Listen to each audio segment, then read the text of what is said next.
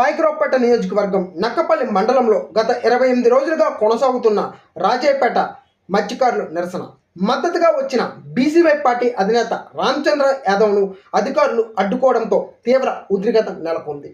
దీంతో మత్స్యకారులు మేము టెర్రరిస్టులమా, మా ప్రాణాల కోసం పోరాటం చేస్తున్నామంటూ ఆందోళనకు దిగారు.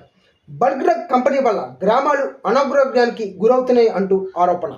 గతంలో హెట్రో కంపెనీ వల్ల అనారోగ్య సమస్యలు ఎదురయ్యాయని ఆరోపిస్తున్న గ్రామస్తులు.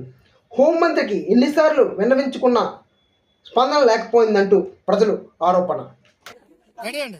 గత 29 రోజులుగా అనకాపల్లి జిల్లా నక్కపల్లి మండలం రాజీపేట గ్రామంలో మత్స్యకారులు బల్క్ డ్రగ్స్ పార్క్ రద్దు చేయాలని చెప్పి శాంతియుతంగా నిరాహార దీక్ష చేస్తా ఉన్నారు.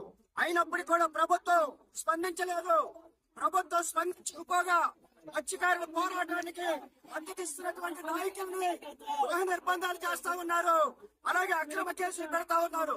కాబట్టి కడుపు మండినటువంటి మత్స్యకారులు, ఆవేదన చెందినటువంటి మత్స్యకారులు ఎన్ని రోజులు మేము వేట మాడుకొని పస్తులతో ఈ నిరాహార దీక్ష చేద్దాం, ప్రభుత్వం స్పందించాలి అని చెప్పి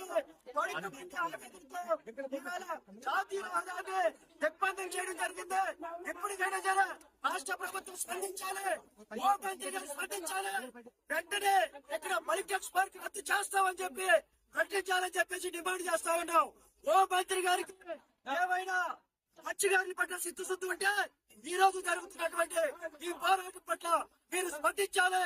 వెంటనే నిన్నగాకుండా రాష్ట్ర ఉప ముఖ్యమంత్రి గారు ఏ విధంగా అయితే స్పందించారో మీరు అదే విధంగా స్పందించి మత్స్యకారుల సమస్య పరిష్కారం చేయాలి.